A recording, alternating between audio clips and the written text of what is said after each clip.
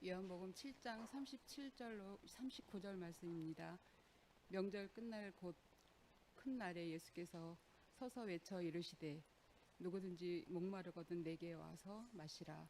나를 믿는 자는 성경의 이름과 같이 그 배에서 생수의 강이 흘러나오리라 하시니 이는 그를 믿는 자들이 받을 성령을 가리켜 말씀하신 것이라. 예수께서 아직 영광을 받지 아니하셨으므로 성령이 아직 그들에게 계시지 아니하시더라. 에베소서 1장 11절로 14절 말씀입니다. 모든 일을 그의 뜻의 결정대로 일하시는 이의 계획을 따라 우리가 예정을 입어 그 안에 기업이 되었으니 이는 우리가 그리스도 안에서 전부터 바라던 그의 영광의 찬송이 되게 하려 하심이라.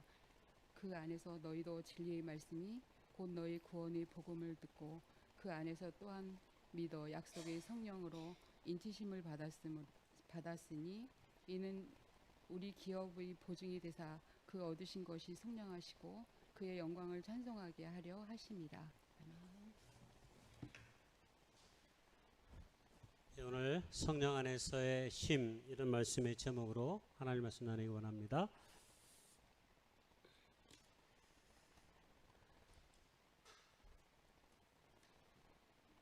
이 시대에 예수를 믿는다는 게 참 좋은 것 같아요.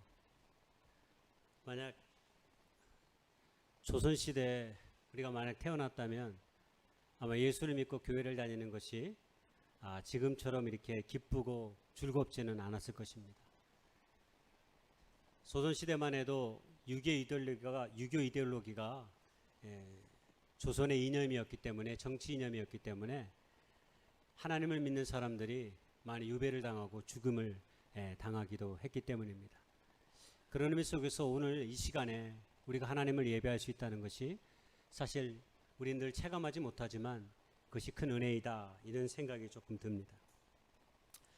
오늘 우리 시대가 또한 우리에게 큰 기쁨과 감사일 수 있는 이유 중에 하나는 우리가 조선의 시대와는 비교할 수 없는 엄청난 문명의 이기들을 우리가 이 땅 가운데서 누리며 살고 있기 때문입니다. 오늘날 우리 사회는 전자의 기기가 우리의 모든 삶을 지배하고 있다 해도 아마 과언이 아닌 것 같습니다. 예를 들어서 핸드폰은 젊은 세대에만 있는 게 아니라 모든 사람들이 갖고 있는 하나의 필수품이 되었습니다.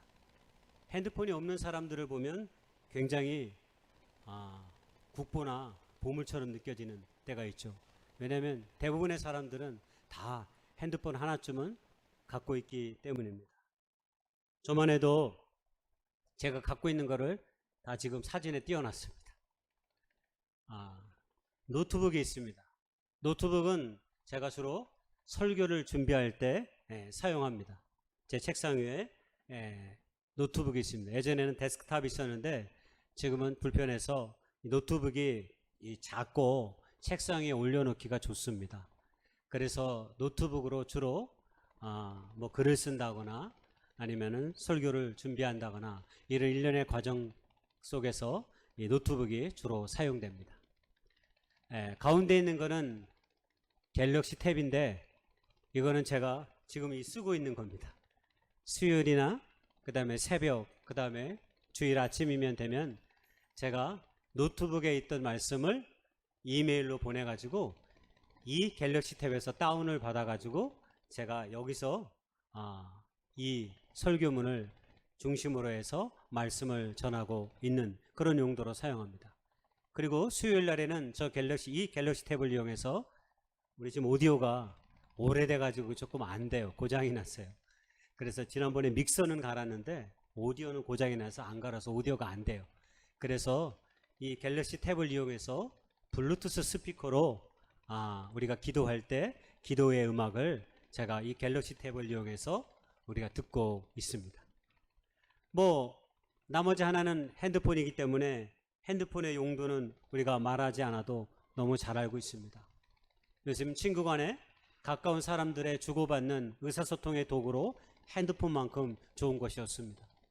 그리고 또 자기가 경험한 일들이나 자기가 방문했던 장소를 사진으로 찍어서 소셜 네트워크 서비스, 예를 들어 인스타그램이나 페이스북에 올려놓고 어떤 삶의 일상을 내가 보내는지를 이렇게 사람들에게 보여주기도 합니다.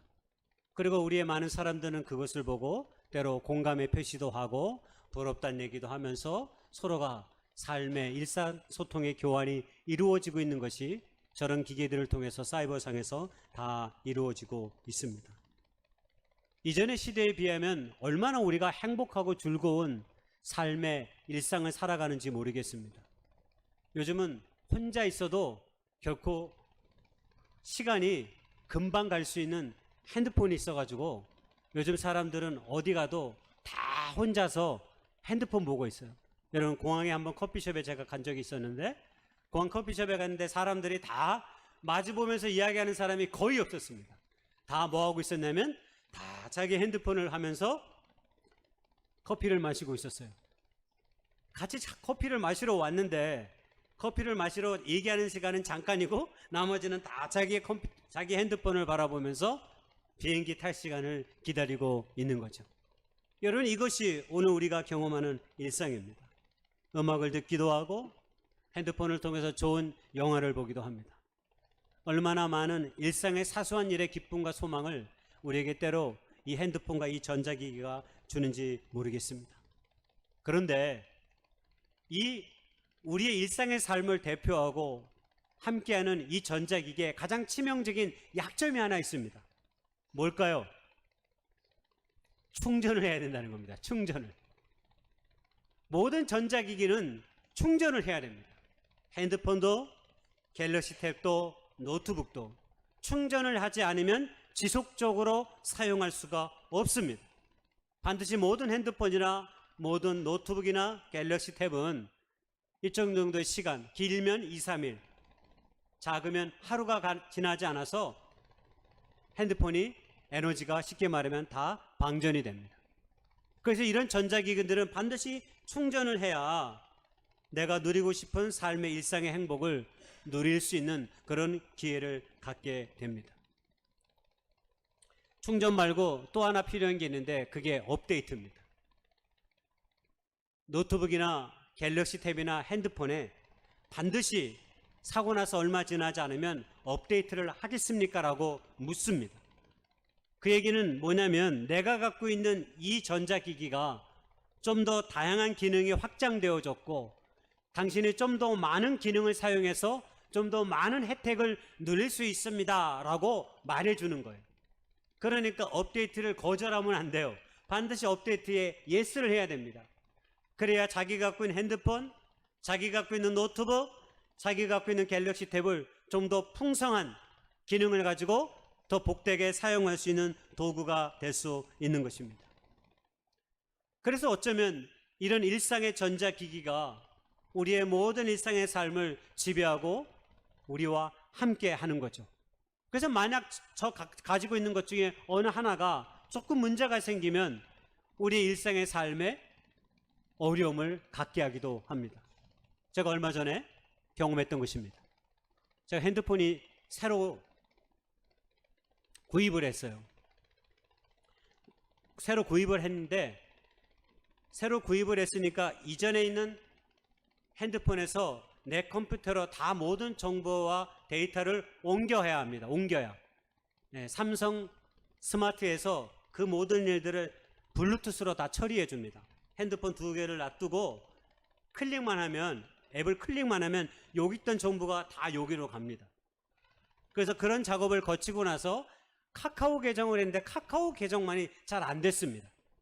그래서 카카오 계정에 등록하려고 하기 전에 이미 핸드폰을 바꾸는 바람에 계정을 잘못 입력하는 바람에 내가 이미 카카오 계정, 카카오톡에 가입된 모든 단체방에서 제 이름이 사라져 버렸습니다.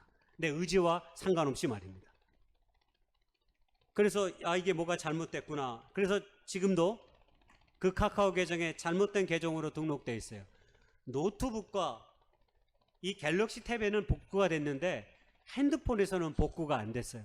어떤 일이 벌어졌냐면 제가 카카오톡의 단체방에 제 이름이 많이 있잖아요. 여러분들도 많이 있을 거예요. 그 중에 하나가 우리 효자 3동 주민자치위원회 방입니다. 제가 이 지역사회와 함께 가는 교회를 꿈꾸기 위해서 제가 이 효자 3동의 주민자치위원입니다. 그 카톡방에 있는데 제가 거기서 나온 거를 미처 생각을 못했어요. 왜냐하면 제가 다 기억을 못하니까. 중요하게 생각되어지는 단체방, 제일 먼저는 교회 우리 제가 섬기고 있는 은혜구역의 방에 저를 초대해 주십시오라고 구역장님에게 얘기했어요. 그리고 또 우리 교회에 어떤 다양한 단체방에 제가 나가져 있으니까 좀 들어오게 해주시오라고 요청을 했어요. 그런데 제가 효자 삼동 주민자치위원회 이 카톡방에 떨어져 나간 걸 모르고 지난주에 효자 삼동 주민센터 공무원이 전화를 했어요. 목사님, 화요일 날 모임이 있습니다. 이 강대 앞에 신호등 설치권 때문에 공청회를 조금 하려고 하는데 목사님 와주셨으면 좋겠습니다. 화요일 날 시간이 되시는지요? 그래서 예, 알겠습니다 하고 전화를 끊었어요. 그래서 화요일이 되기를 기다렸습니다. 근데 화요일이 돼도 별 연락이 없어요. 그래서 바뀌었나 싶었어요. 나중에 봤더니 수요일 날 강대병원 앞에 지금 신호등이 생겼습니다. 원래 거기가 신호등이 없었습니다. 신호등이 수요일 날 생겼어요. 그리고 이미 플랜카드에 그게 수요일부터 이 신호등이 작동된다고 써져 있더라고요. 그래서 이게 어떻게 됐나 하고 생각해 봤더니 그때서야 깨달았습니다. 이 공무원이 주민자치위원회 카톡방에 공청회 시간을 게시한 겁니다. 그러니까 당연히 저는 몰랐죠. 한다고만 저에게 알려줬지 몇 시에 한다고는 안 알려줬어요. 거기에 때가만 게시하고요. 저는 그것도 모르고 언제 하지, 언제 오는 거야 하고 생각하다가 그냥 넘어가 버린 그런 경험이 얼마 전에 지난주에 있었습니다. 결국 수요일 날부터 보니까 신호등이 생겨가지고 이제 앞으로는 신호등에 의해서 강대 앞 사거리를 지나가게 되어 있습니다. 제가 이 경험을 하면서 사실 오늘 설교의 말씀을 준비했습니다. 왜냐하면 이런 미디어 기기의 생활 속의 경험들이 어쩌면 우리의 신앙생활과 굉장히 맞닿아 있다라고 하는 생각을 해보았기 때문입니다. 전자기기의 가장 중요한 요소가, 가장 치명적인 약점이 충전과 업데이트라면 그것이 어쩌면 우리의 신앙생활과도 유사하다는 생각을 해봤습니다. 여러분, 우리가 교회를 다니고 예수를 믿은 지 대부분 오래됐습니다. 그런데 어느 순간부터 우리가 정말 주님 안에서, 교회 안에서 우리가 정말 행복하고 기쁨 있는 삶의 시간들을 갖고 있는지 한번 생각해 보는 기회가 되었습니다.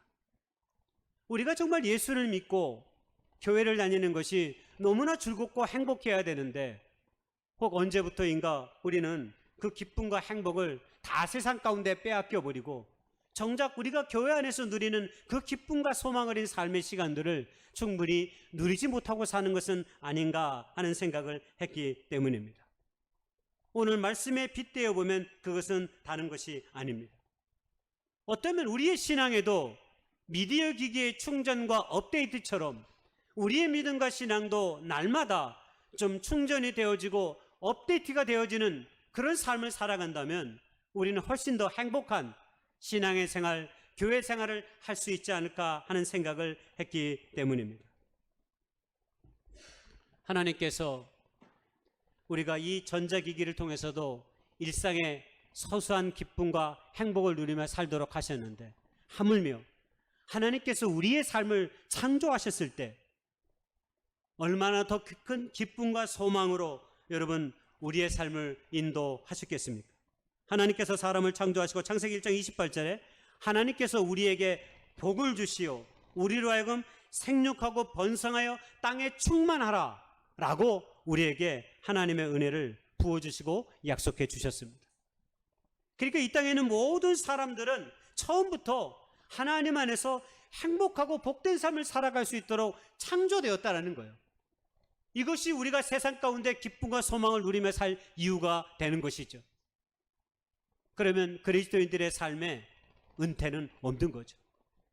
다른 것이 아니라 나의 은퇴를 말하는 것이 아니라 우리의 신앙의 은퇴를 말하는 것입니다. 사람은 나이가 들어 다 은퇴해야죠. 그리고 다음의 세대들에게 물려줄 수 있어야죠. 그건 지극히 당연한 것입니다. 그러나 우리의 신앙의 그 열정과 그 기쁨과 그 소망은 사실 우리가 주님 앞에 가는 순간까지 은퇴가 없는 거죠. 하나님께서 우리의 삶 가운데 복 주시기를 원하신다라고 말씀해 주셨기 때문입니다. 그런데 더 놀라운 하나님의 비밀이 있습니다.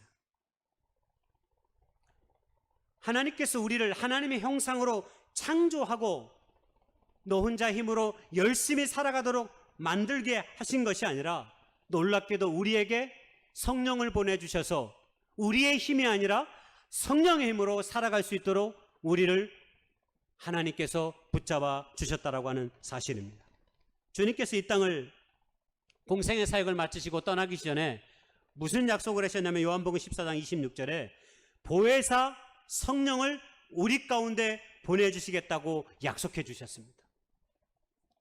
당신은 지금 이 땅에서 사역을 마치고 하늘나라로 올라가지만 나를 대신하여 영이신 성령님을 우리에게 보내주셔서 내가 너희들과 영원히 함께 있겠다고 하는 약속의 성령을 보내주시겠다고 말씀하신 거죠.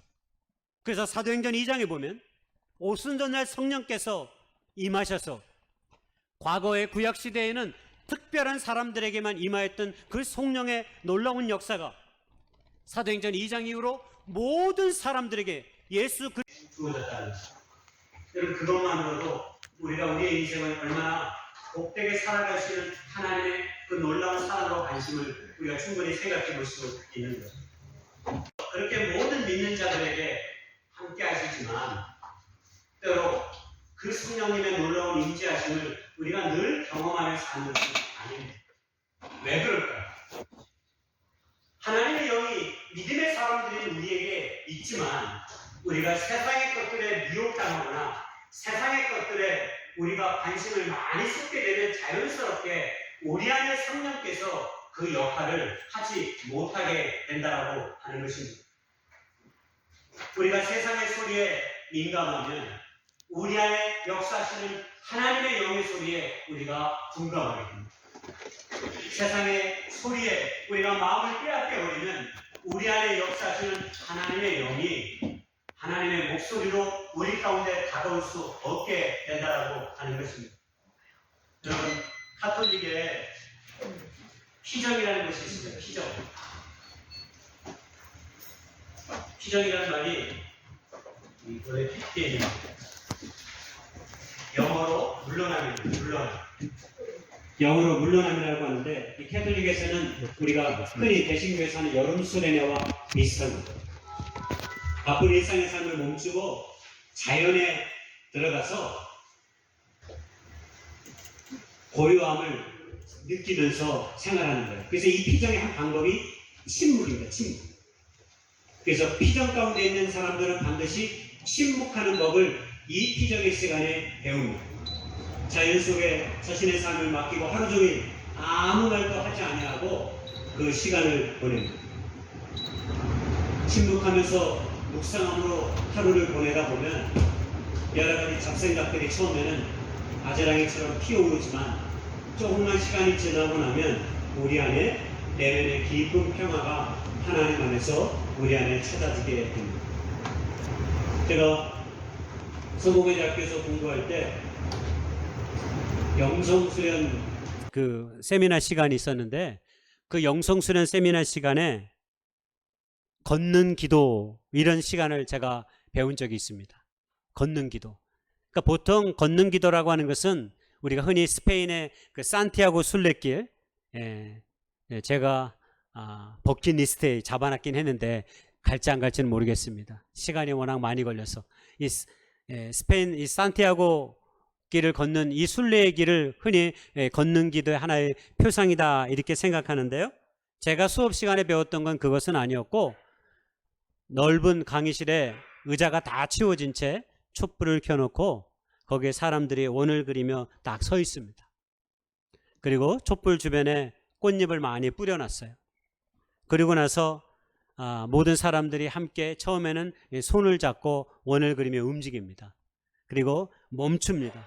그리고 앞으로 갔다 뒤로 나갔다. 그리고 때로 손을 하늘로 펴기도 하고 밑으로 내리기도 합니다. 이런 것들을 반복적으로 하면서 아무 말도 하지 않냐고 한 3, 40분을 그렇게 하니까 처음에는 좀 어색했다가 나중에는 이거 굉장히 특별한 의미 있는 시간으로 제게 다가왔던 그 경험이 있습니다. 하나님께 영광으로 나아가고자 하는 그 피조물들의 삶의 몸부림을 그 짧은 시간에 제가 경험했기 때문입니다. 그런 시간을 겪으면서 제가 가졌던 마음에 다가오는 감정 중에 하나는 우리 안에 성령 안에서 이 몸과 영혼의 평화가 꼭 필요한 존재구나, 우리의 삶이. 그런 생각이 조금 들었습니다. 여러분, 사람은 무작정 앞으로 달려가기만 해서 살아갈 수 없습니다. 반드시 어느 순간 우리의 길들을 돌아보면서 내가 지금 바르게 걸어가고 있는 것인지, 온전한 삶의 길로 나아가고 있는지를 반드시 물어봐야 합니다. 왜냐하면 이 물음의 시간이 없으면 우리는 반드시 어느 한순간에 넘어질 수 있기 때문입니다. 그래서 우리가 성령의 도우심을 구해야 합니다. 우리가 성령의 도우심을 구해야 하는 이유는 우리는 성령을 통해서만 우리가 반드시 이 땅 가운데서 한 인간의 삶을 가지고 온전히 살아갈 수 있기 때문입니다. 그래서 여러분, 성경에 우리에게 성령을 소멸하지 말라라는 이 말씀이 우리에게 있습니다. 여러분, 성령을 소멸하지 말라는 말이 이게 번역으로 사실 적절치 않은 말입니다. 왜냐하면 소멸이라는 게 사라질 수의 멸할 머리라서 이게 완전히 없어진다고 하는 것인데, 성경에서 하나님이 우리에게 주신 성령은 믿는 자들에게 없어지지 않습니다. 모든 믿는 자들에게 함께 합니다. 설령 우리가 죄악 가운데 있을지라도 그 성령은 소멸되지 않습니다. 단지 이 말의 본래의 뜻은 불이나 등불을 꺼버리는 것, 원래는 이런 의미를 갖고 있는 것입니다.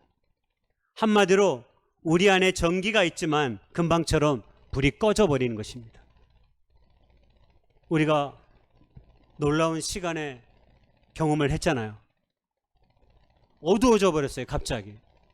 그랬더니 이 모든 것이 불이 다 나가버렸어요. 그리고 조그만 시간이 지나서 이 모든 것이 원래의 이치로 되돌아왔습니다. 여러분, 무엇을 경험하십니까? 하나님께서 이 얘기하라고 불을 꺼뜨리게 하신 것 같아요.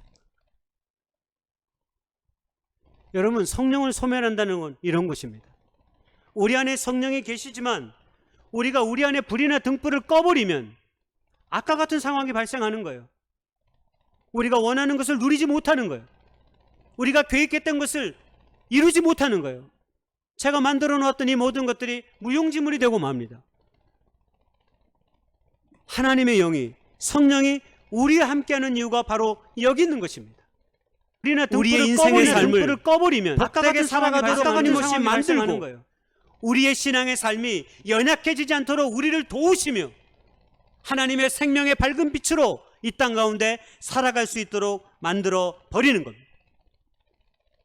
저희 어머니 집에 가면 늘 제가 하는 잔소리가 하나 있습니다.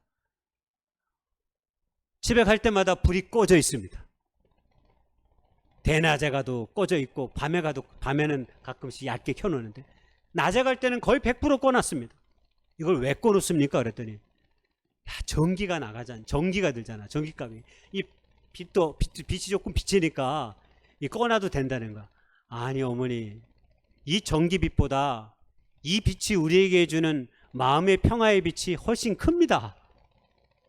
사람들은 조그만 전기값을 아끼기 위해서 이 빛이 우리에게 주는 심령의 내적인 평안함과 그 빛의 궁극적인 의미를 깨닫지 못할 때가 많아요. 제 얘기가 아니라 빛에 관한 학자의 이야기예요. 여러분, 집안이 밝은 거하고 약간 어둠칠해 있는 거하고 사람의 심리에 미치는 영향이 굉장히 크다고 합니다. 하루 이틀은 괜찮겠죠. 그러나 그렇게 해서 내 자녀들이 5년 10년을 어두컴컴한 학교를 갔다 내 집이 늘 컴컴해 있어. 그런 것들이 자연스럽게 우리의 심리에 영향을 미치는 거예요. 그래서 저는 항상 빛을 다 킵니다. 집을 밝히는 걸 좋아해요.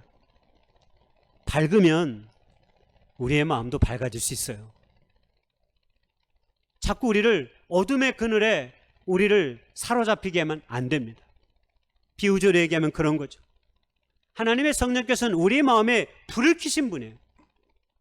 그래서 그 불 켜진 빛으로 우리가 이 땅 가운데 살아가도록 만드신 거예요. 그래야 우리가 세상살이가 덜 힘이 듭니다. 근데 우리가 예수를 믿고 하나님의 성령을 선물로 받았으면서도 이 성령이 맨날 불 꺼진 방에 있는 것처럼 우리가 만약 우리의 삶을 살아간다면 여러분 우리가 힘들 수밖에 없어요. 여러분 우리가 주님을 알기 이전에 우리가 걸어왔던 삶의 일상이 바로 그것 아니었습니까? 내 힘으로 몸부림치며 살아왔지만 그것이 우리에게 참된 기쁨과 행복을 안겨다 주지 못했다는 사실을 우리가 예수 그리스도를 발견하고 나서 깨닫는 그 복음의 비밀이 아니었습니까? 그래서 여러분 성령이라고 하는 뜻이 얼마나 놀라운 뜻을 갖고 있는지 몰라요. 이 뜻이 헬라어로 파라클레토스인데 이게 무슨 말이냐면 우리 곁에서 우리를 도우실 목적으로 부르신 분이 바로 성령님이라는 거예요. 그분이 우리 곁에 계셔서 우리의 삶에 일으켜 세워주도록 우리를 붙잡고 우리를 도와주시기 위해서 성령이 우리 가운데 있는 분이라는 거예요. 그게 성령이 갖고 있는 본래의 뜻이에요. 여러분 생각 있는 자녀라면 부모님에게 기댈 때까지 기대는 게 좋아요. 부모님이 기대어도 좋을 만큼의 무엇을 줄 수 있을 만큼 어느 정도 여건이 되면 말입니다. 근데 너무 어릴 때부터 철이 들어가지고 초등학교 때부터 예를 들어 나는 부모의 도움을 받지 않고 내가 언제 열심히 살아볼게요. 그러면서 예를 들어서 학교도 때려치고 열심히 알바를 하고 그렇게 돈을 번다고 생각해 보세요. 하나도 좋은 게 아닙니다. 여러분 그렇게 해서 온전한 길로 나아질 수 없습니다.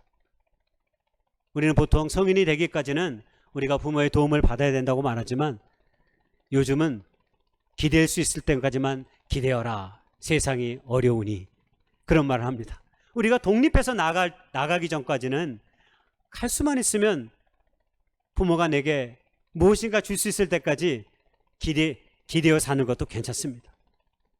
왜냐하면 부모님께서 우리의 손을 외면하신 분이 아니기 때문입니다. 우리의 부모들은 웬만하면 내가 안 먹더라도 내 자녀를 위해서 내 먹을 것을 주는 분이기 때문입니다. 여러분 성령님이 우리의 삶에 그런 분이라고 하는 것입니다.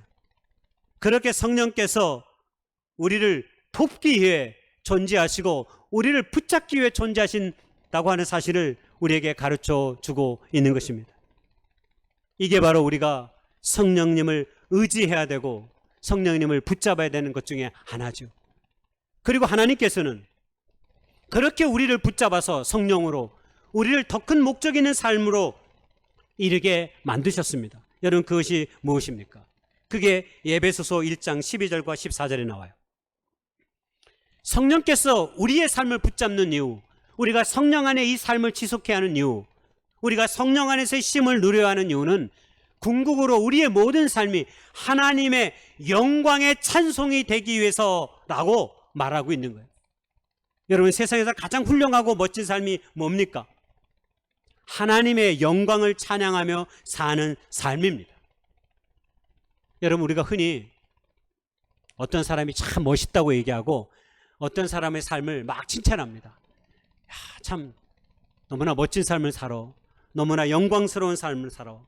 그리고 또 어떤 사람은 굉장히 존귀한 삶을 살 수 있을 만큼 사람들에게 어떤 찬사를 받는 사람들이 많이 있습니다. 여러분 우리가 흔히 어떤 사람이 존귀한 삶입니까?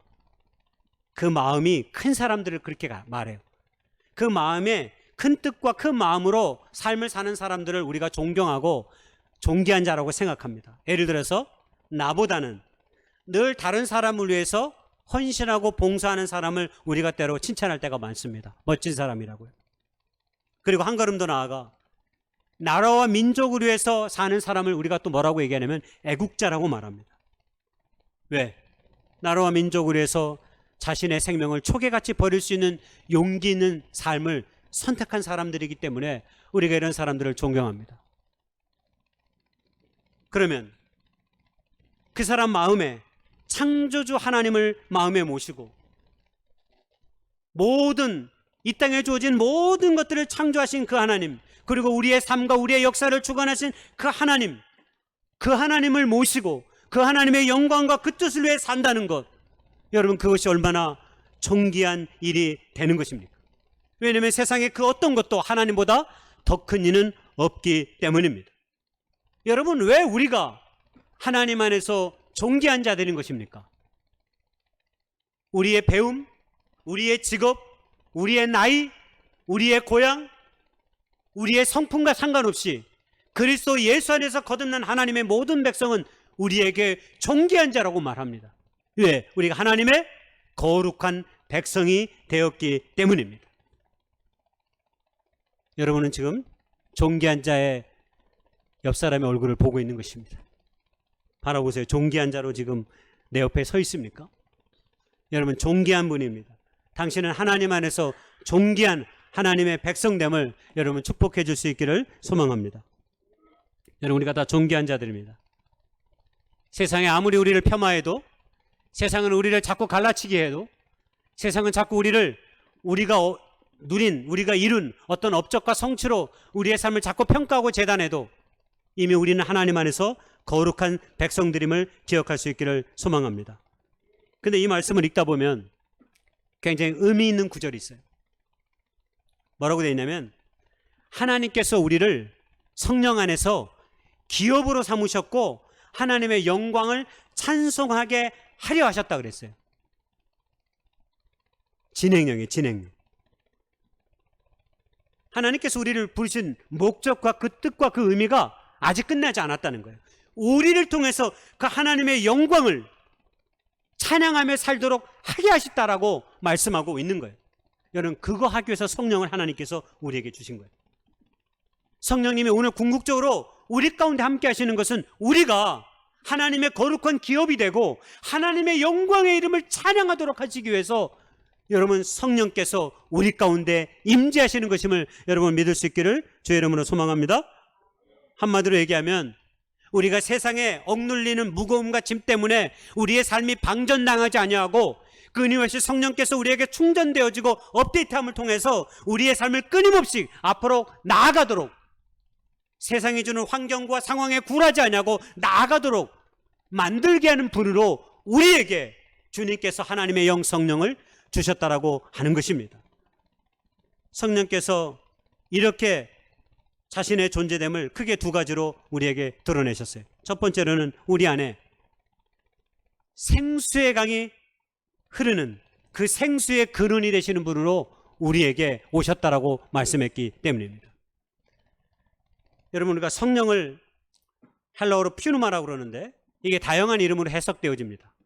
물, 바람, 공기, 호흡 뭐 이런 것들로 다 표현되어지는데 요한복음의 저자는 뭐라고 얘기했냐면 우리를 생수의 강이라고 그랬어요. 생수의 강. 여러분, 생명의 근원이 어디서 납니까? 물에서 납니다. 물. 여러분, 우리가 춘천에 이 소양강 댐이 없으면 어떤 날 우리가 나쁜 마음을 막 먹어가지고 소양강 댐에 물을 흐르지 않게 막아버려요. 그럼 어떤 일이 벌어질까요? 저 수도권에 있는 사람부터 시작해서 난리가 날 거예요. 난리 아니 난리가 날 거예요. 빨리 문을 열어라. 개방해라. 물이 흐르도록 해라. 매일처럼 씻을 수 있는 게 이것도 큰 은혜가 됩니다. 우리가 선교지 가면 씻을 수 있고 화장실을 갈 수 있다는 게 얼마나 큰 은혜인지 우리가 경험하게 되잖아요. 우리가 늘 일상적으로 주어져 있으니까 우리가 모를 때가 많아요. 근데 여러분 한번 기억해 보세요. 이 여름에 우리가 열심히 운동을 했어. 그러면 어떤 게 일어났냐면 우리 안에 탈수 현상이 일어나가지고 물을 찾게 돼 있습니다. 여러분, 그럴 때 물을 한 모금만 마셔도 얼마나 우리 안에 기갈이 해소되는지 몰라요. 여러분, 성령께서 우리 가운데 그렇게 함께 하신다는 거예요. 우리의 답답하고 우리의 갑갑한 이 영혼의 목마름을, 이 육신의 목마름을 해갈시켜주는 생수의 근원으로 성령님께서 우리와 함께 있다라고 말씀하시는 거예요. 여러분, 우리의 육신의 몸에도 3분의 2가 물입니다. 3분의 2가 물이에요. 우리의 몸만 그래요? 하나님이 창조하신 이 지구도 마찬가지입니다. 해양, 강, 호수, 얼음 등 여러분 표면의 70% 이상을 여러분 물로 덮여지고 있습니다. 한마디로 지구의 생존의 근원, 인간의 생명의 모든 근원이 여러분 물인 거예요. 성령님이 바로 그 생수의 근원으로 우리에게 오셨다라고 하는 것입니다. 여러분 38절에 이 생수의 강이 흘러나온다는 것을 유진 피터스 메시지 성경에 보면 그 깊은 곳에서 생수의 강이 넘쳐 흐를 것입니다. 여기서는 뭐라고 얘기하냐면 배에서 이렇게 나와 있는데요. 본래 깊은 뜻은 깊은 곳, 우리 안에 깊은 곳에서 성령이 생수의 강처럼 흐르게 한다라고 38절에 이 생수의 강이 흘러나온다는 유진 피터스 메시지 부정적인 어떤 감정들이 있어요. 우리가 세상이 우리에게 주는 두려움이 있어요. 어떤 목마름이 있어요. 스트레스가 있어요. 여러분 이것들 때문에 우리의 삶이 고달파집니다. 근데 우리 깊은 곳에 성령이 생수가 강처럼 흐르게 되면 여러분 우리 안에 찾아오는 감정이 뭘까요? 깊은 평안과 안식인 것입니다. 그러므로 우리가 만약 세상 가운데 두려움에 떨고 있다면 그건 우리 안에 성령께서 지금 잠자고 있다라고 생각하시고 성령의 도우심을 힘입어 얻기 위해서 더욱더 나아갈 수 있는 그 발돋움이 저 여러분에게 있어질 수 있기를 소망합니다. 마지막 두 번째로 에베소서 1장 16절에 성령께서 우리 가운데 함께 하시는 이유는 너희 속사람을 능력으로 강건하게 하시기 위해서다라고 말씀했습니다. 그렇습니다. 우리의 속사람을 능력으로 강건하게 하시다. 여러분 우리가 사도행전을 보면 교회의 역사가 나와요. 그리고 사도들의 발자취가 나와요. 그래서 우리가 이 사도행전을 다른 말로 얘기하면 성령의 행정이다 이렇게 말합니다. 왜? 오순절날 성령의 역사를 경험한 하나님의 제자들이, 주님의 제자들이 이전의 제자들과는 완전히 변화된 삶으로 살아가는 것을 우리가 목격하기 때문입니다. 그것은 그들의 속사람이 강건하여졌기 때문입니다. 여러분 제자들의 문제는 그들의 속사람이 연약한 데 있었습니다. 그래서 깨닫기에 둔하고 잘 믿지 못했습니다. 심지어는 그들의 두려움과 그들의 염려가 예수님이 십자가의 길을 걸어가자 그들이 다 도망가는 모습으로 나타났어요. 한마디로 육신의 주님이 그들 곁에 계실 때에도 여러분 그들의 속사람의 문제가 해결되지 않았어요. 근데 성령께서 오시니까 그들 안에 성령이 들어오시니까 그들의 속사람이 변화가 됐습니다. 그들의 속사람이 변화가 됐어요. 어떻게 변화됐어요? 죽음의 위협 앞에서도 굴하지 않게 됐습니다. 아니 십자가에 죽임을 당하는 예수님을 보고 도망쳤던 베드로와 야고보, 요한의 많은 제자들이 죽으면 죽으리라면서 백투더 예루살렘으로 돌아왔어요. 그리고 나서 예수님을 증언합니다. 핍박과 고난 속에서도 무너지지 않는 강인한 속사람의 능력을 보여주고 있는 것이죠. 여러분 사람의 문제는 우리의 속사람이 심각하게 망가지고 병들어 있다는 데 있습니다. 왜 그럴까요? 사람들은 속사람을 돌보는 게 아니라 겉모습을 돌보는 일에 우리의 시간과 우리의 에너지를 다 쏟기 때문입니다. 박영도 목사님이라는 분이 오늘날 이 땅 가운데 가장 교인 수가 많은 종교가 하나 있대요. 여러분 그 종교가 뭘까요? 자기 몸을 숭배하는 몸 종교라고 합니다. 몸 종교. 이해하시겠죠? 성령을 통해서 우리의 외모를 가꾸는 것은 이제 대한민국 사람이면 기본이 됐습니다. 얼굴 하나쯤 우리가 다 고치고 살아야죠. 한국의 성형외과는 또 뛰어난 능력을 갖고 있기 때문에 우리의 외모를 아름답게 할 수 있죠. 그것뿐입니까? 요즘 더 인기 있는 것은 이 피트니스 클럽을 통해서 자신들의 다져진 몸을 인스타그램, 유튜브, 짧은 쇼츠, 유튜브 뭐 이런 것에 엄청나게 영상이 올라가. 네이버 대부분 뭐냐면 운동하는 모습이에요. 운동하는. 그리고 신체적으로 단련되어진 몸을 자랑하고 남자고 여자고. 그리고 자기들이 운동하는 것을 다 사진으로 영상으로 찍어가지고 막 올려요. 요새 그런 영상이 얼마나 많은지 몰라요. 요즘 젊은이들은 못생긴 사람이 하나도 없어요. 요즘 젊은이들은 저처럼 이상한 몸이 안 되고 다 보면 다 균형 잡힌 몸이더라고요. 우리 어르신들처럼 이상한 몸이 아니고 다 균형 잡힌 몸이야. 막 2도 받고 3도 받고 나오고 어떻게든 다 이렇게 몸을 잘 가꾸는지 모르겠어요. 요즘 젊은이들의 모습을 보면 다 부러울 정도로 자기 몸 관리를 어떻게 잘하는지 모르겠어요. 세상에는 요즘 그런 사람들이 너무 많아졌습니다. 잘생기고 잘 다져진 몸으로 살아가는 사람들 말입니다. 그런데 우리가 살아가는 세상은 더 이전보다 추악한 세상이 되어가고 있습니다. 뭐 때문일까요? 우리의 겉모습은 열심히 가꾸는데 우리의 속사람은 하나도 가꾸지 않고 있기 때문입니다. 모양은 그럴듯한데 그럴듯한 몸에서 나오는 말들은 너무나 섬찟합니다. 너무나 무례하고 너무나 품위가 없고 너무나 무섭습니다. 왜? 우리의 속이 다 병들었기 때문입니다.